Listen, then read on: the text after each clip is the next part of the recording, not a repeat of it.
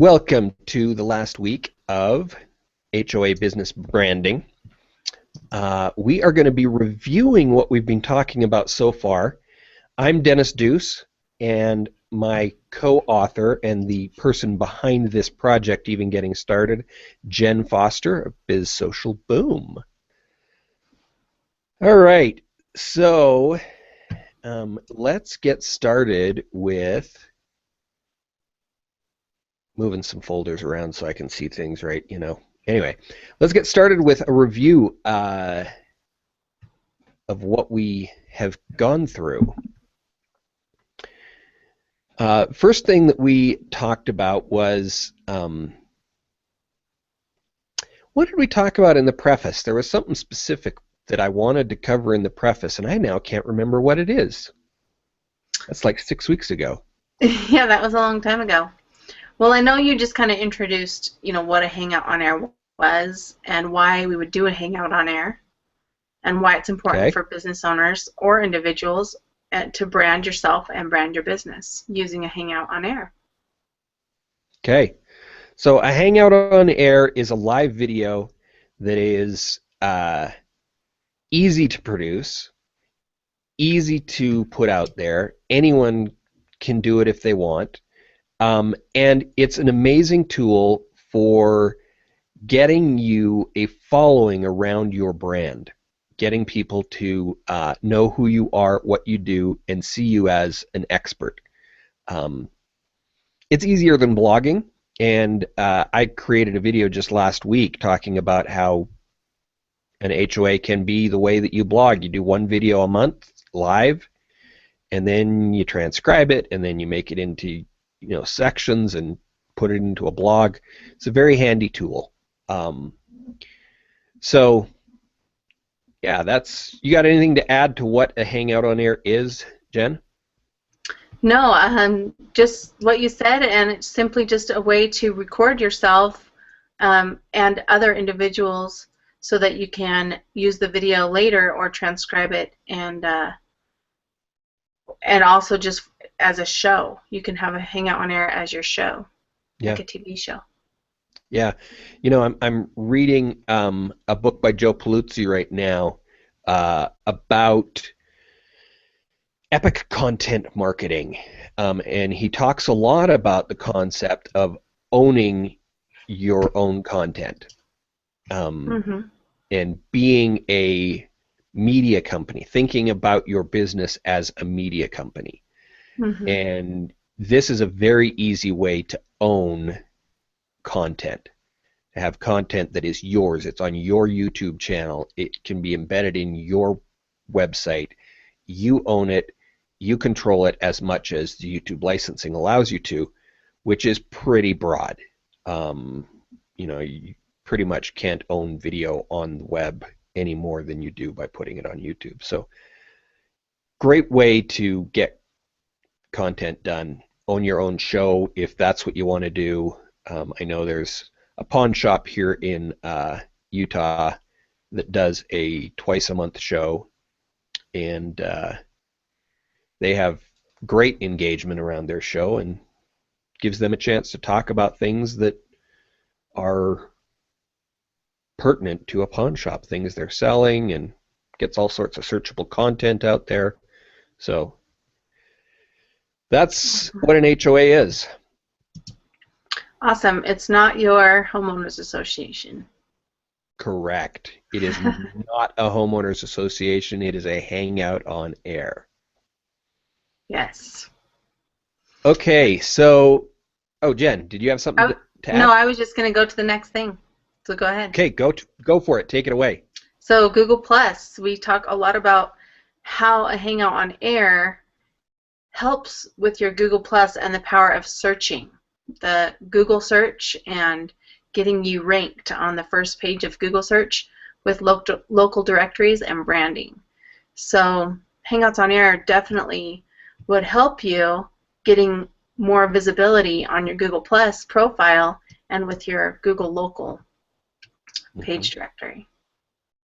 Yeah, so it's possible these days to connect your website inside the the head of your website, inside the code of your website, you can connect Google Plus right to your website, and everything that happens on your website is seen by Google as being connected to your website. So the number of followers that you have, the number of comments that you have, the plus ones, the reshares of your content, all of these things can show up in your on your website as affecting your website. You just have to put a string of HTML code in the head of your website and it's done. You don't think about it again. I mean, you might want to check it if you ever have to do an update of any kind on your website, but you know, it's there and it's completely connected. And Hangouts on Air get much higher comments and reshares and plus ones than any other activity on Google Plus, like multiplier of 100. So if you're going to take advantage of using Google Plus to help your website get found and to increase the search engine optimization on site, then you definitely want to include in the mix the production of Hangouts on Air, because then all those social signals filter into your website and benefit you. Right. So awesome. The other thing is, these days with Google My Business, which is Google My Business is the wrapping of 4 tools on Google. It includes Google Plus, Google Maps, YouTube, and the Hangouts app. And if you're going to take advantage of the way that works, then you again want to include Hangouts in your mix of your marketing because of the social signals. Because here's what happens. When you start to include Hangouts over here, then that benefits your Google Plus, which benefits your website. That benefits your Google Maps, which benefits your local search ranking, and more search is done on phones these days than anywhere else.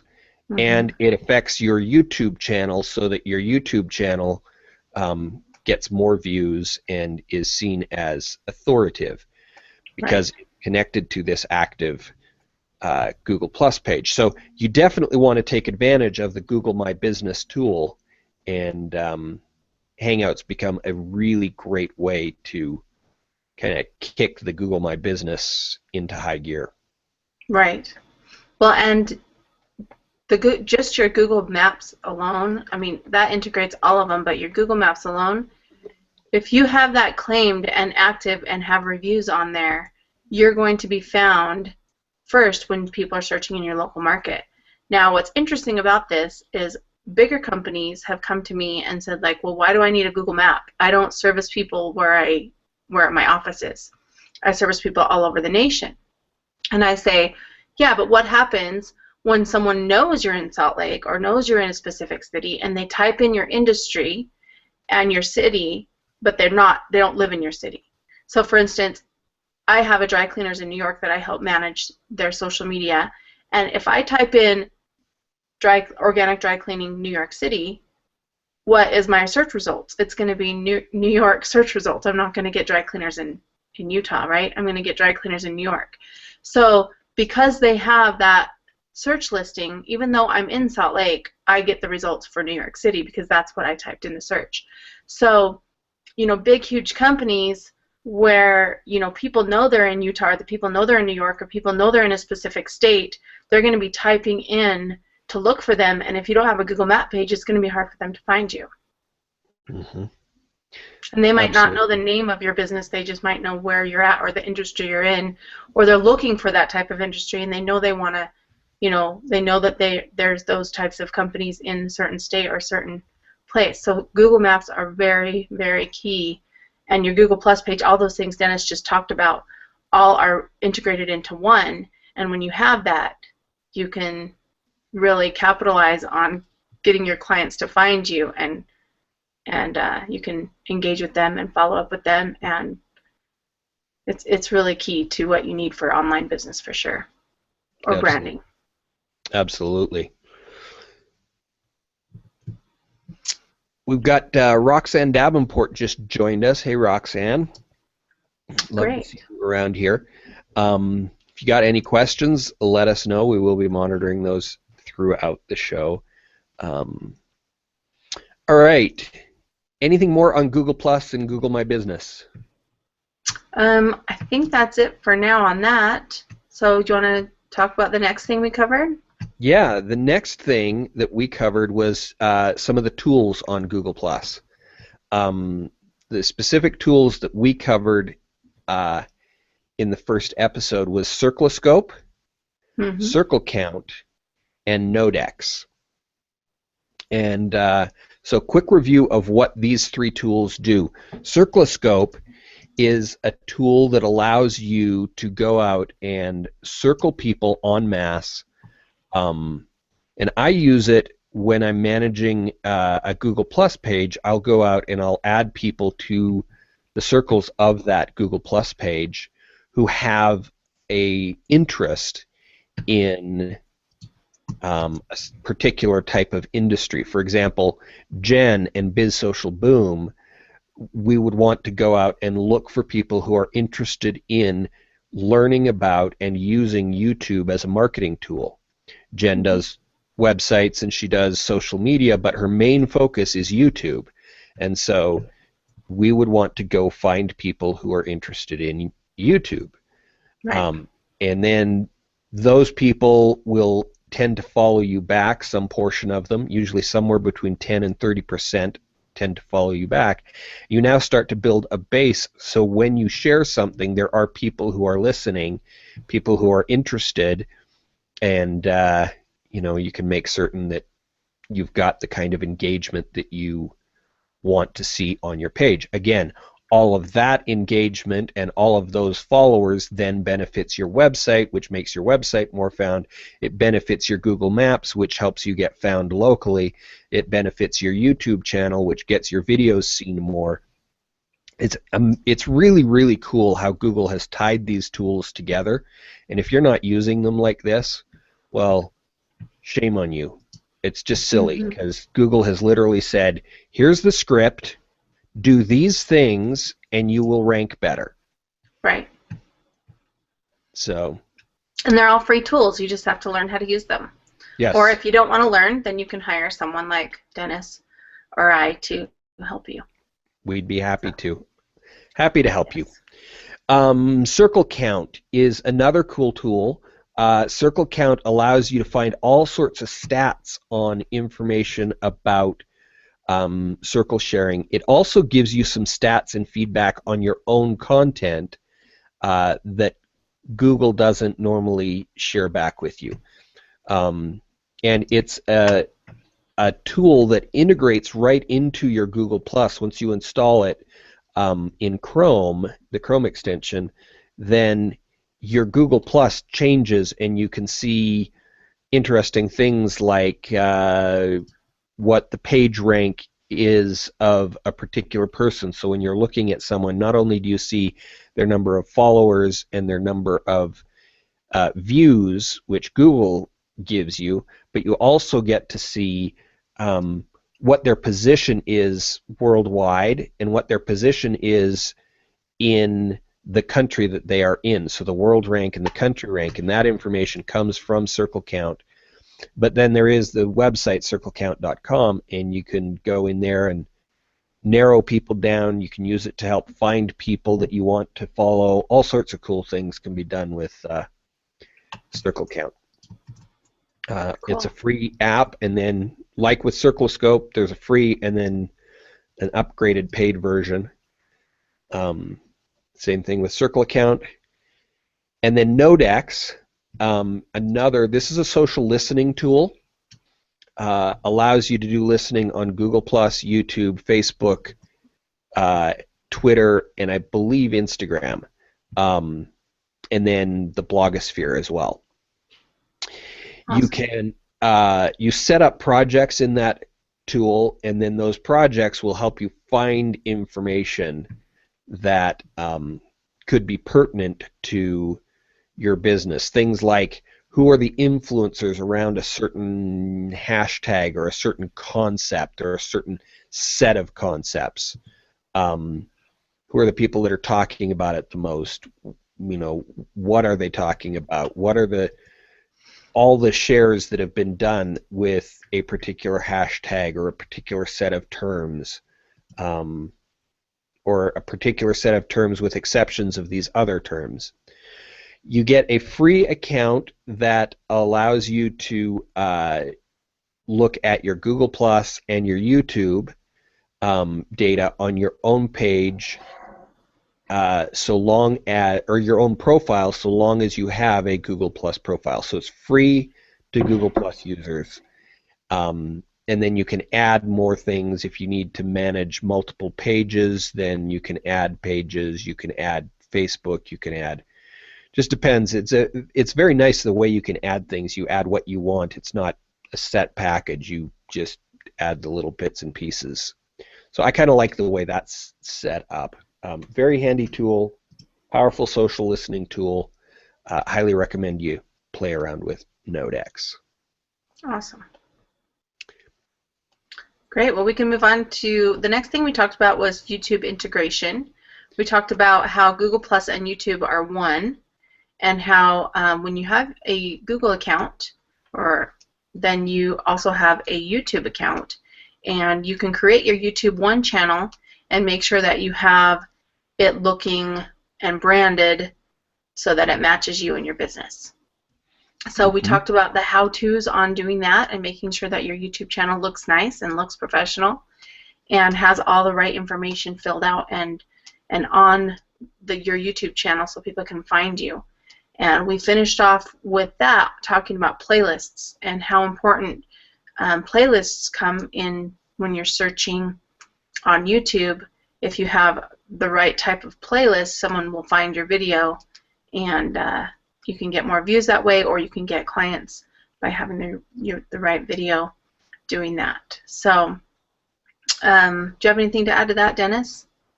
No, last week I was actually running a search on YouTube to try and find something, and somebody's playlist came up, and I spent the next 20 minutes digging through this person because the playlist was so on target. It actually, the person had created a playlist around the thing I was searching for and had put together their opinion of the best videos on that subject. Awesome. Whether theirs or other people's. And this playlist was so complete and comprehensive, it was better than the Google search for what I was looking at. And so I ended up bailing on, or not the Google search, the YouTube search. I ended up bailing on the YouTube search, played through that playlist, and then I didn't watch everything in that playlist, and then spent some more time just checking out other stuff this guy had done because it was so impressive. So creating good playlists around your subject point, even if the videos aren't your videos, can be a good idea. And here's the thing, every video I watched inside his YouTube playlist, even though he didn't own those videos, he got a view for his channel. So that makes his channel look better. So if you can get people to watch your YouTube video or other people's YouTube videos on your channel starts looking better. And this is pretty new. What is it? It's about a little more than a year ago that they made plays through playlists benefit the channel. And that's a huge thing and really ups the need for using playlists to benefit your business. Right.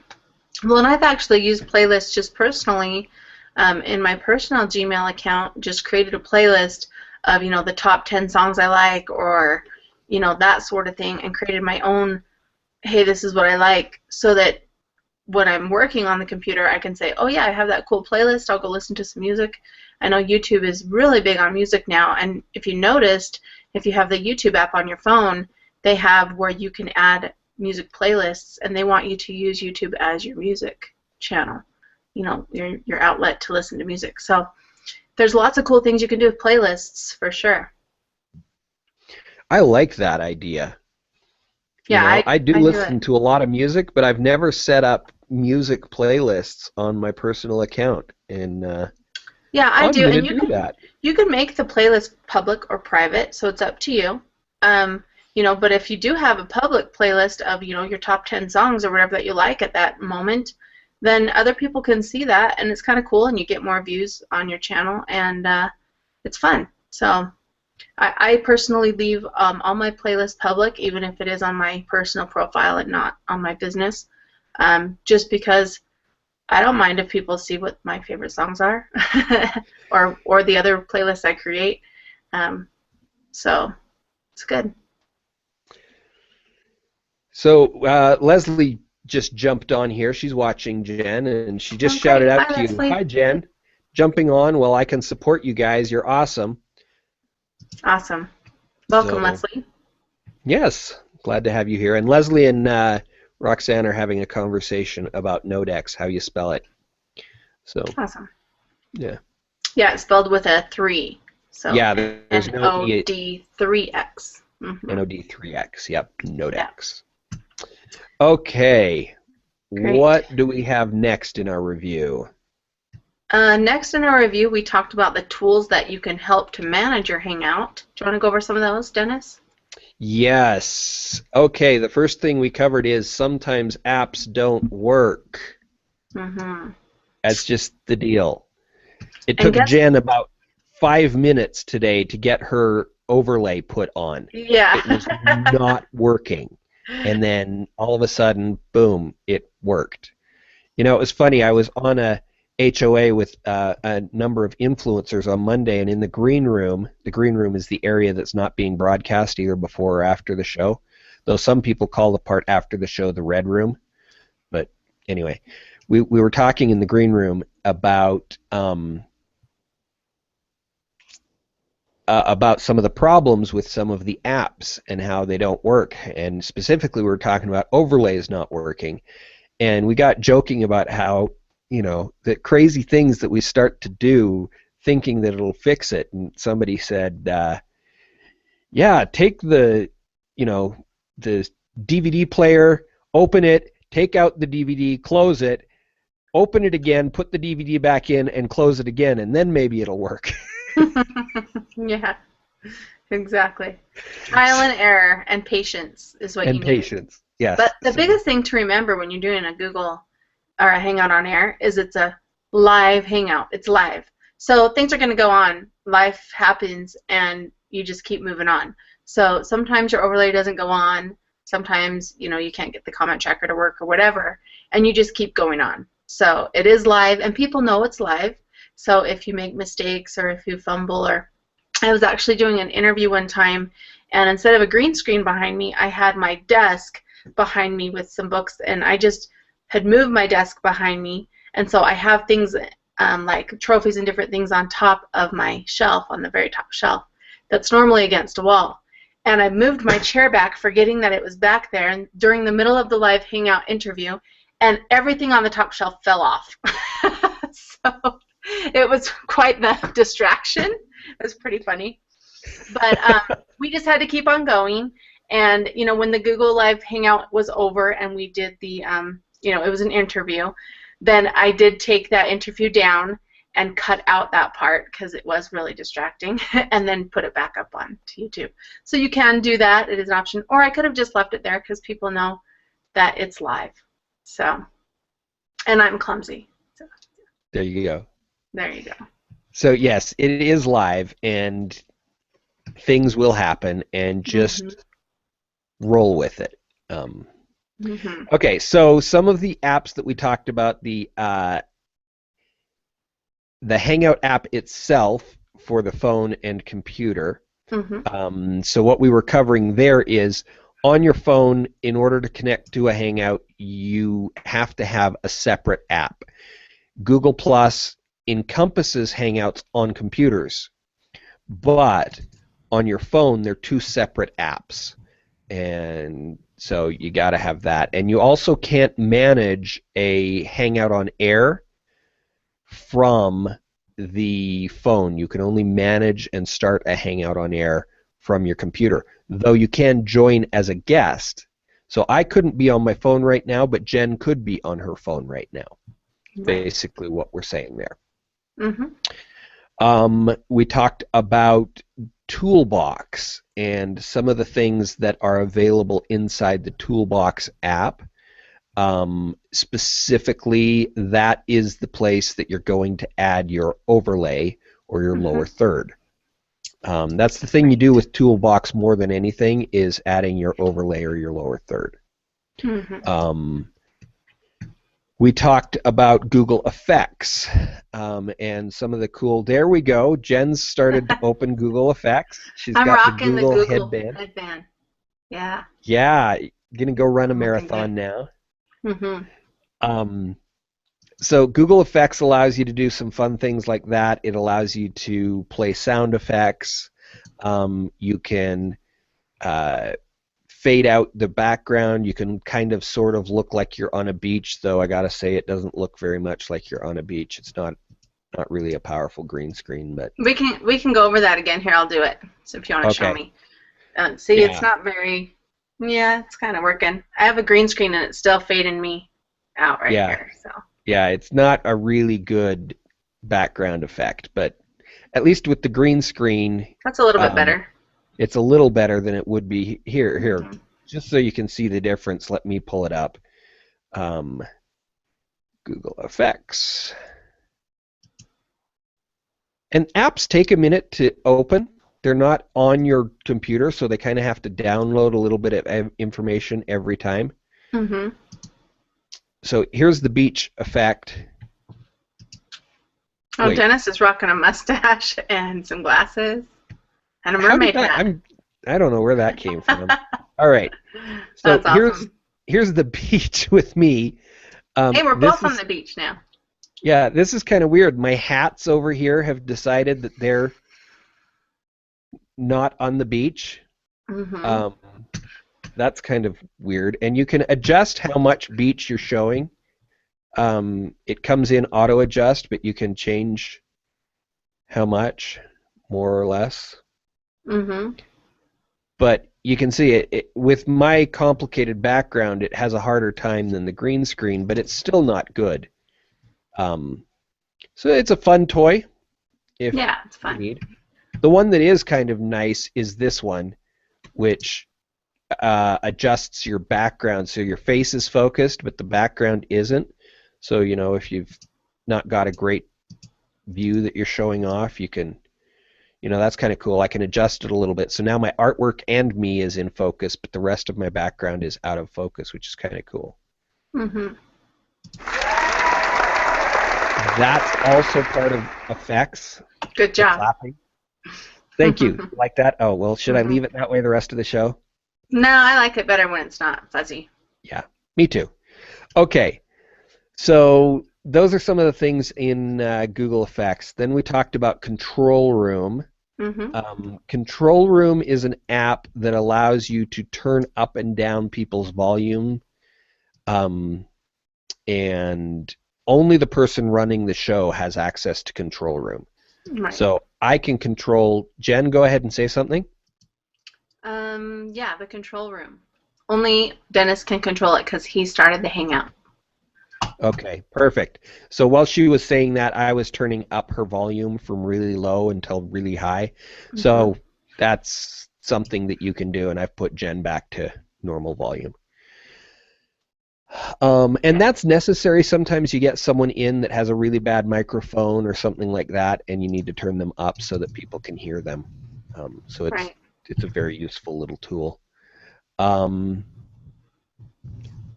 Oh, Tim Longwell has now joined us. Oh, in Arizona. Oh, she's going to watch later. On Replay City.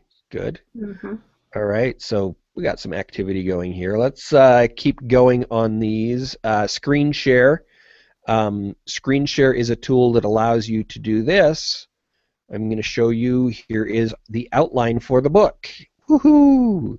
And then you can stop screen sharing. And we've used it a lot during this show, or this series, and it's a very handy tool.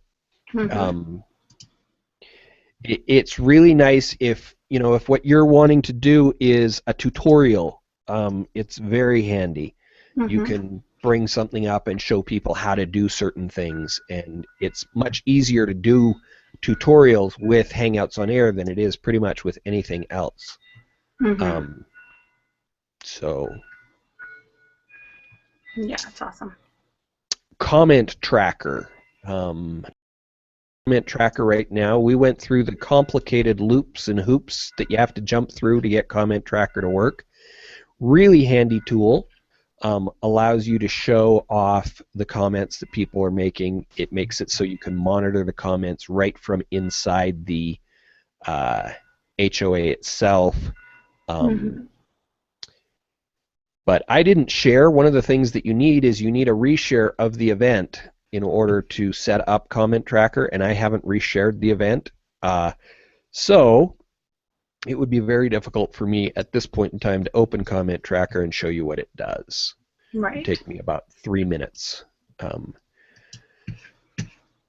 Tim was talking about when you were showing the Google effects, how the overlay that you have also blurs out when you click on the blur tool.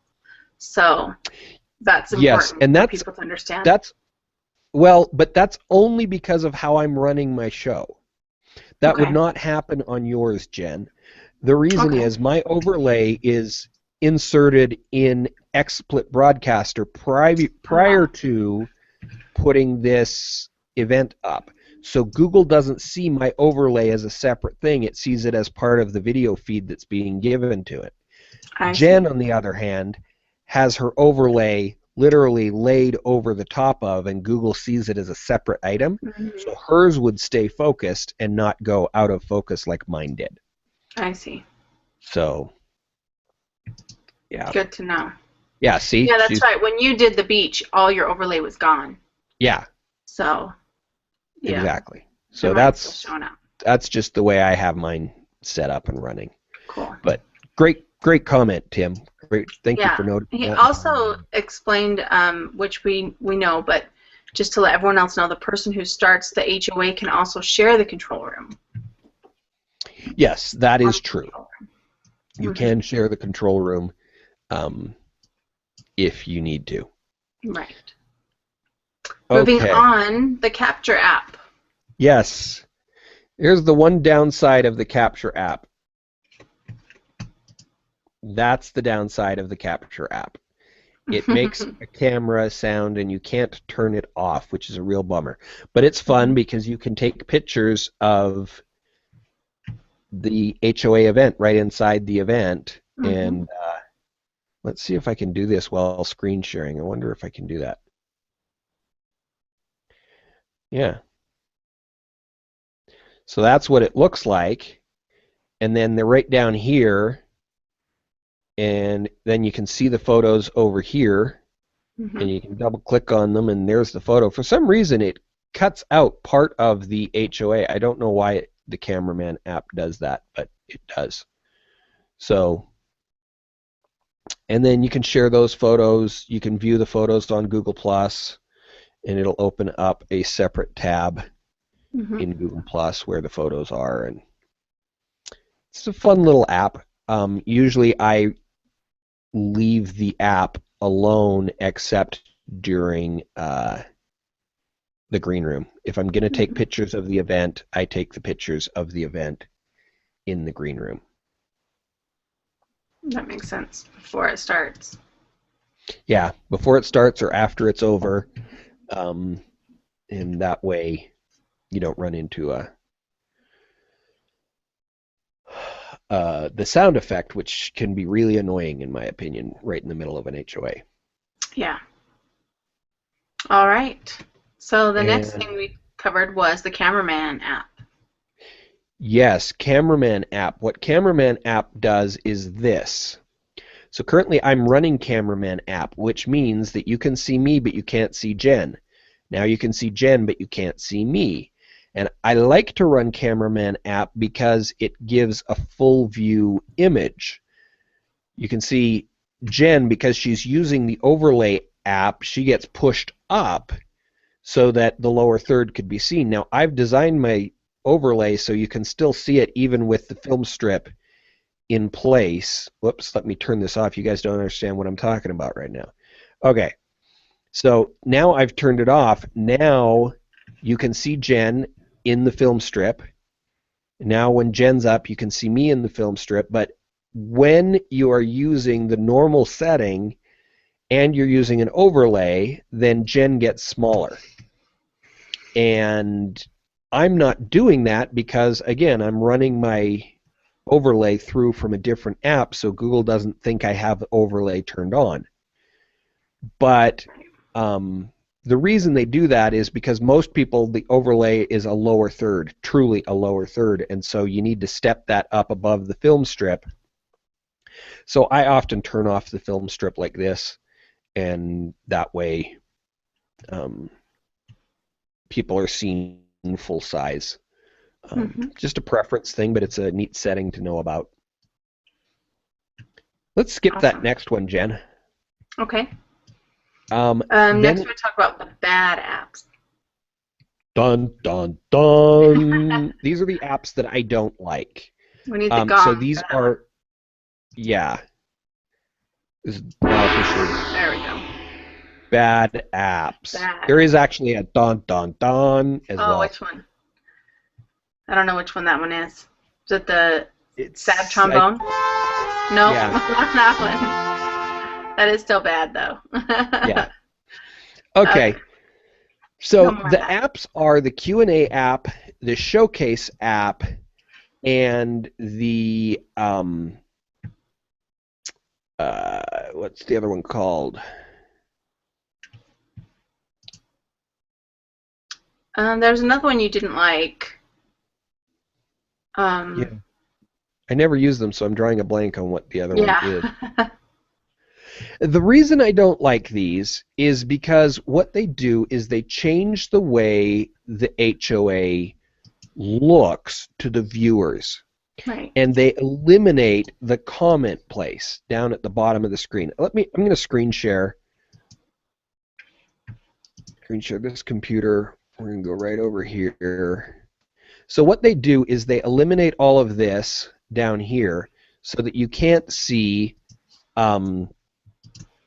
these comments when you're the viewer, and you can't engage that way, and they replace it with either the Showcase app, which allows you to show links to something. If what you're doing is selling stuff and you're not trying to get engagement, great, that's really cool. Q&A app, oh, the applause app, boo, thank you, Tim Longwell. The applause app. So yeah, that was. You know, all of these apps, if they would just put them in this right-hand side right here so they could run and the comments could still be right here on the left-hand side, I would use every last one of them. What they do is cool, but because they get rid of the ability to comment, which is the biggest reason you want to do an HOA over some other type of video, either broadcast or just produce a video and put it up on YouTube, is the comments and the engagement. And so these apps interfere with that, and therefore I don't use any of them. Yeah, it's better. Yep. Better not choose the ones that don't work or the ones that don't really have the purpose we want. So. Yeah. Okay, the next thing we covered, just to review, is how you set up your Hangout on Air. Yeah. And what you need to set it up. Yes. And we went through some basics of just the steps that you go through for setting up the Hangout on Air. Step-by-step process. And then we also went through and talked about lights and microphones and cameras, some of those things that are going to make you look better and sound better and be more professional. Again, one of the things that we did is we turned off my lights and we showed the difference. I look a lot more flat. I kind of blend to the wall. I'm not separated from the wall with the lights on. There's more dimension. The wall looks bright and separated from me. So those are some of the things that we talked about. And Jenn has also started using a light, and she looks like way better. A lot better. Episode. So that's, and then microphones. We talked about some of the microphones. I showed examples of using various microphones at the same time. And then we talked about cameras as well. And I showed the difference between the camera on your computer and the Logitech 920C, which is the camera I recommend you get. It's like a whopping $65. It's going to break the bank completely. But it makes a huge difference to your image quality. Yes. And we also talked about distance of cameras and why it is that I put my camera so far away from me. Many people tend to be closer to their cameras, and I like to show more background, less of me. I feel like I'm more approachable that way, but that's a personal belief. Can you remember anything else that we covered talking about setup? No, I think that covered it. We dove a little bit more into cameras and just using your laptop or your computer camera. Yeah, that's it. So setup and all that. Next, we talked about promoting your Hangout, what you would do to get people to come. Yes. And we talked about Facebook, Twitter, Google+, Blogger, and other websites, WordPress, etc. Embedding. We talked about the particulars. Google and Twitter and Facebook all have different ways of sharing your content. And so, you're producing this stuff. You want to get as many of your followers as possible, even from the other platforms. Of course, it's going to be easiest to get people from this platform to join and watch, but yeah, we kind of talked about a little bit on Facebook. People are on Facebook. Some are on it all day long, but most people go in and out. They're not like they're on it. So where Google Plus is more, people are just on it. So with Facebook, you might post your event, but people won't be watching it live because they'll most likely have to click the link after the event's over because they jumped on after you posted. But you might get the luck where, someone jumps on right when they're looking and have nothing to do and come and join your Hangout. Or if you post a week in advance, then they can schedule that into their calendar so that they can make sure to be there live. Absolutely. Yeah. So we also covered Blogger, which is a good tool to make sure that you have a blog. It comes free with your Google account, and you can post blogs or post information about the Hangout coming up, and making sure that you have your blog. I'd go ahead and put it on your blog and also on your website blog and also on Blogger. Put it on both places. Yep. And then we talked about branding. Yes. Jenn covered branding more than I did. So you want to go ahead and do the recap? Yeah, so the main thing we want to remember on branding is, if you're promoting yourself, you want a brand that promotes you and who you are, whether you're a consultant or an author or, you as an individual have a specific service. You want to have the same look and feel for your brand.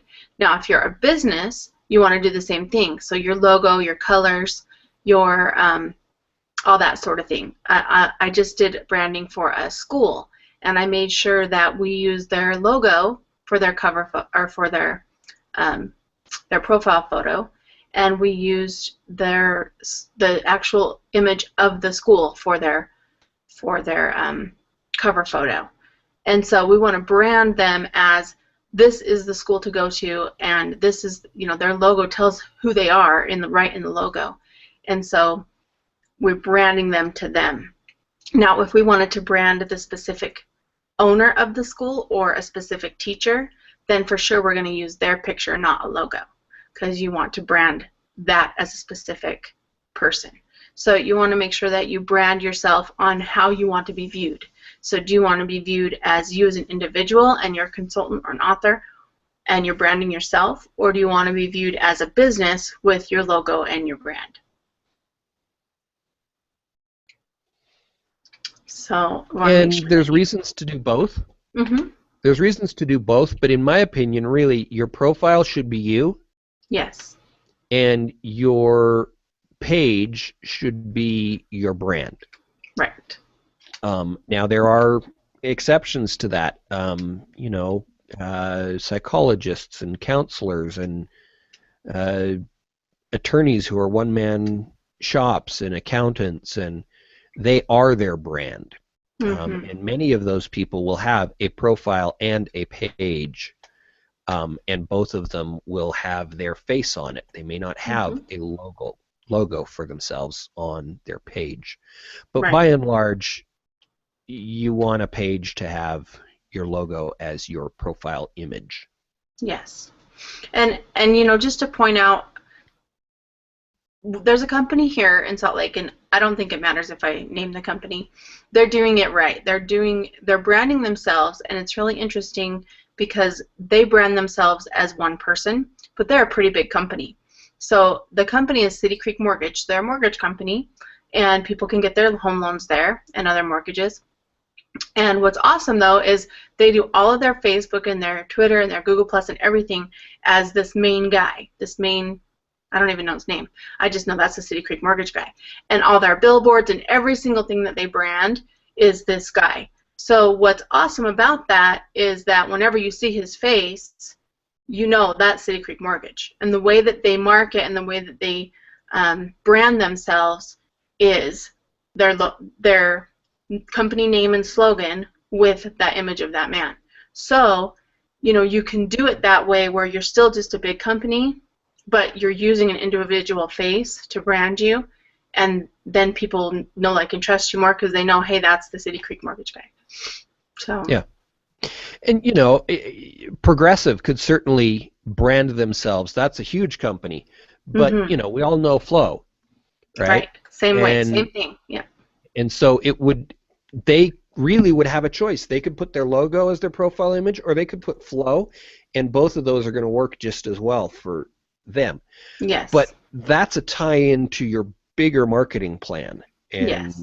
So that's a conversation you probably ought to have with somebody who's putting together your marketing plan.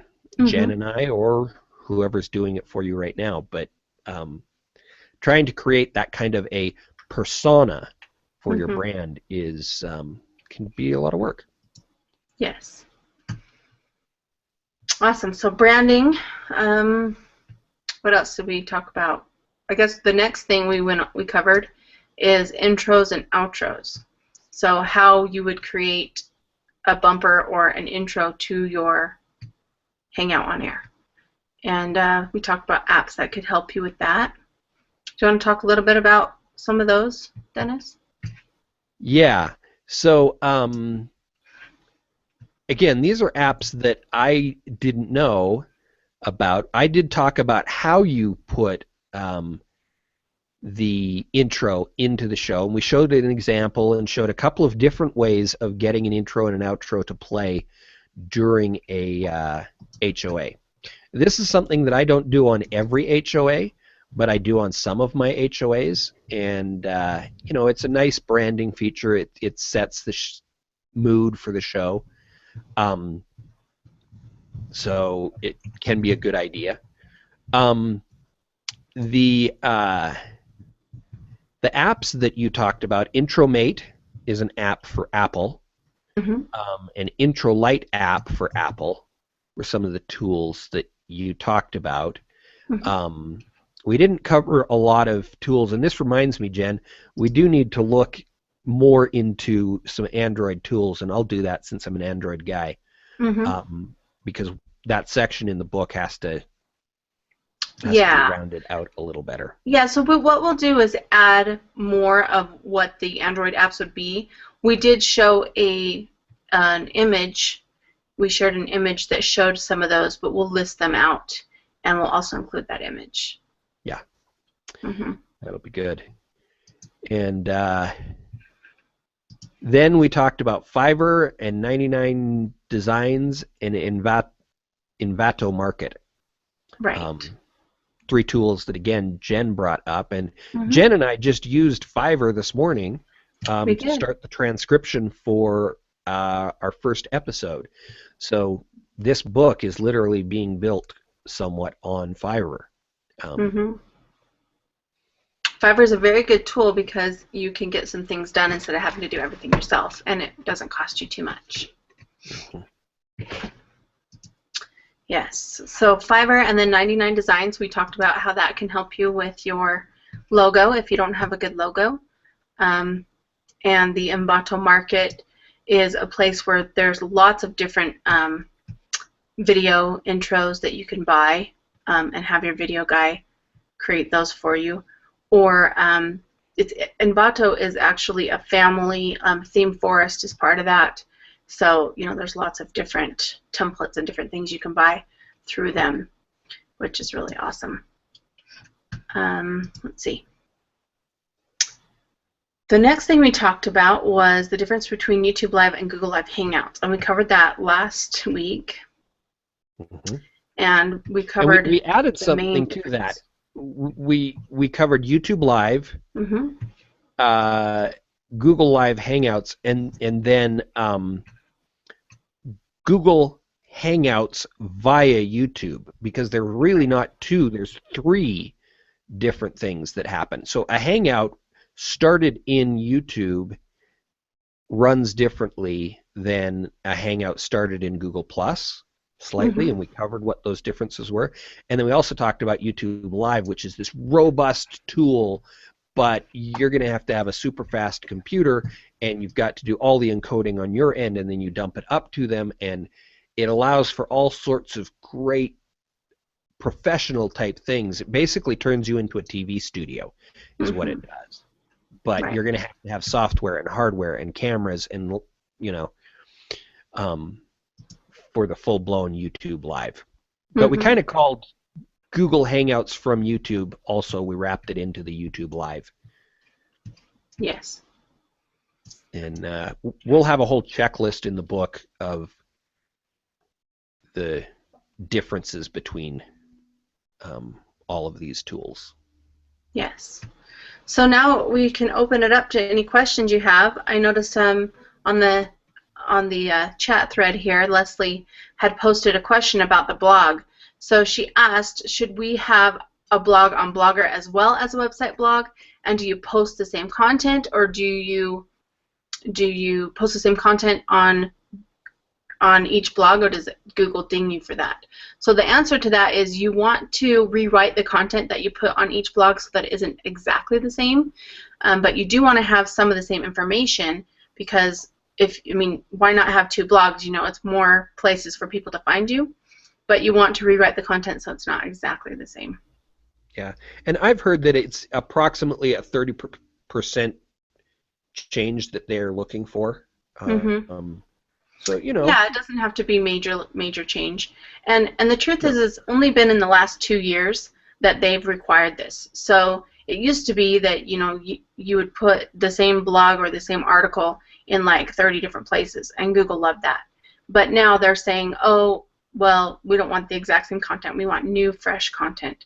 But if you are talking about, you know, one specific thing, you can just change that article a little bit so that it's not the exact wording, but it's still the same information.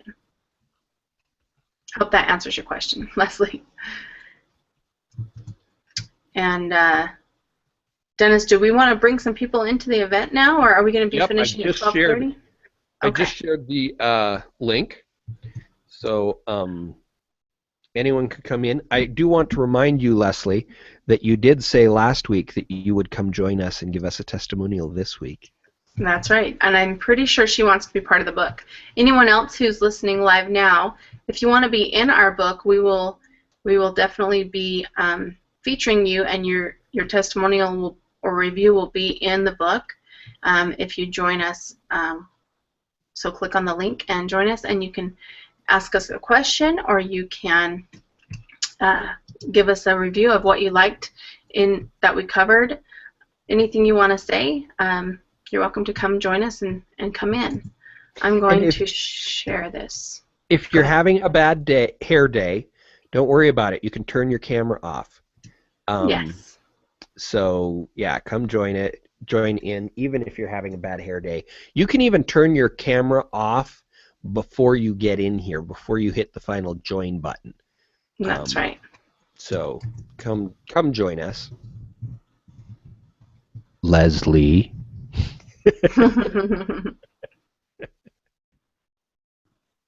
Awesome. Well, and if there isn't any questions, I'll just ask Dennis some questions. If no one's What do come you in. got for me? Okay. My first question is going to be about CircleScope. So on CircleScope, how many times a week should I be checking that or trying to like involve myself in what that's doing for me? Okay, so that kind of depends on what your goals are. When I do that for my clients, I do it every 3 days. Mm-hmm. This is so strange. Leslie can't see. She keeps saying she can't see any of our comments. Anybody else's comments. That's weird. Yeah, I kept telling her to refresh her screen. So sometimes if your internet connection isn't automatically refreshing the Google event page, then you have to refresh that page so that it will show up the comments that other people are typing. Leslie was saying she only could see her comments and no one else's. But you do have to refresh that page if it doesn't do it automatically for you. So. Okay, and I just sent you the link privately, Leslie. So if you want to step away from multitasking for just a minute, we would be happy to have you come in and join us. So to answer your question, I do it every three times a week. So one group of my clients, I put them in the Monday, Wednesday, Friday schedule, and the other ones I put in on the Tuesday, Thursday, Saturday schedule. Okay.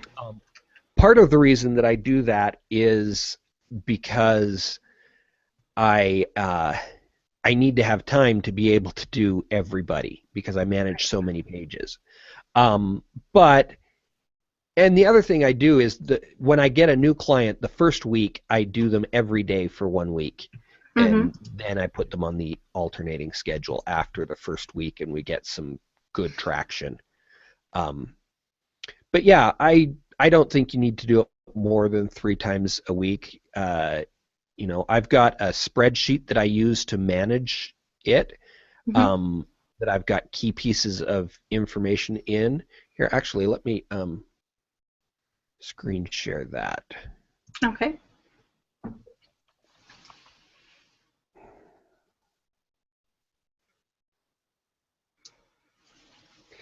So I'm going to screen share it in such a way that you can't really see any of the data, just what would be in the cells, because I don't think it's right to share my client's data. Right.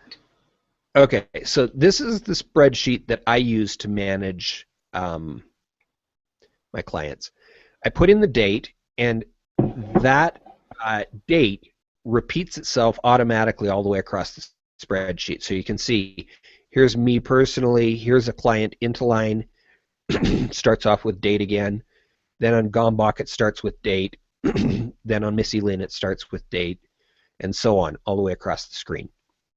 I'm going to zoom in a little bit. Can you read that very well? Yeah, I can read it. Probably not. Can you? I can read it. Okay. So,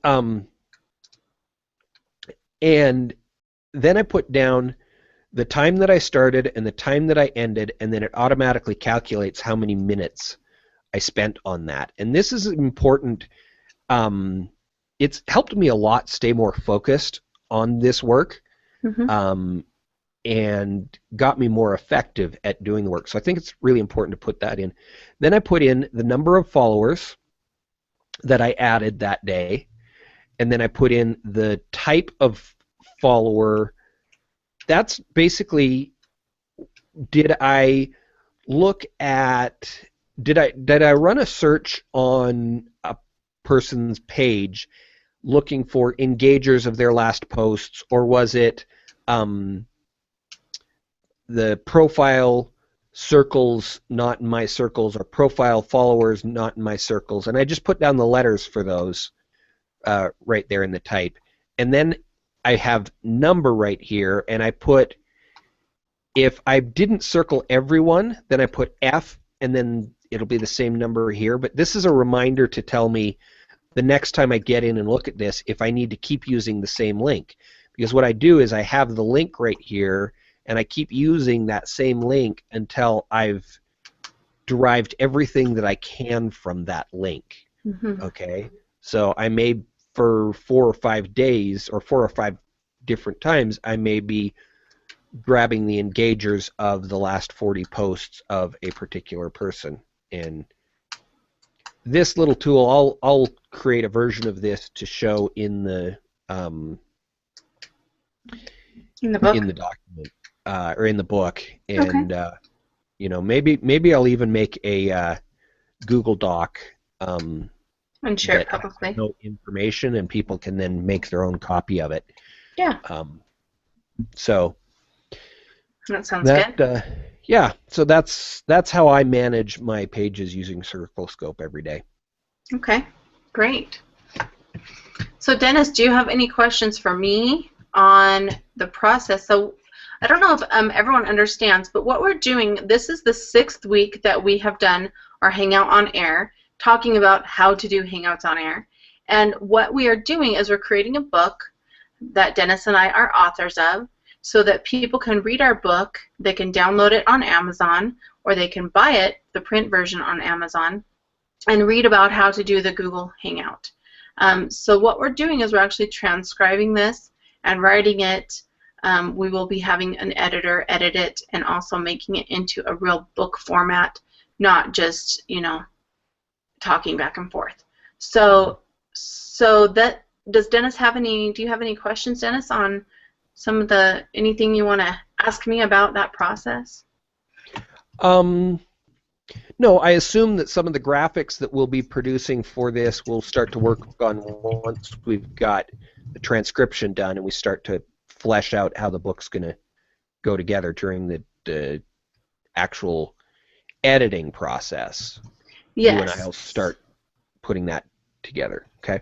Yeah, what's really cool about Google is they have so many awesome free tools. So what, when Dennis showed earlier, our outline will actually create our document that will be our book, and we can drop images in there. We can have our transcriptions in there. We can have that book formatted on Google Drive, on Google Docs, and we can both collaboratively write the book, and then when it's ready, when we feel like it's ready, we'll send it off to the editor. So it's pretty cool because we can share that doc and create our book and change things if we want to change them, and then when we're ready we can download that and send it to the editor. Cool. Yeah, I love using as many Google tools as I can, and so that's perfect. That's how I was thinking we were going to do it. So yeah, perfect. Good deal. Yeah. All right. Well, we've got a number of weeks of work before us, but hopefully we'll have the book ready in about 6 to 8 weeks, something like that. Yes. 4 to 6 weeks, somewhere in that range. Mm-hmm. So, and we've already had Omi Sito tell us that he's going to be the first one buying the book as soon as it's out. Awesome. Thanks, Omi. All right. So that's it for this series.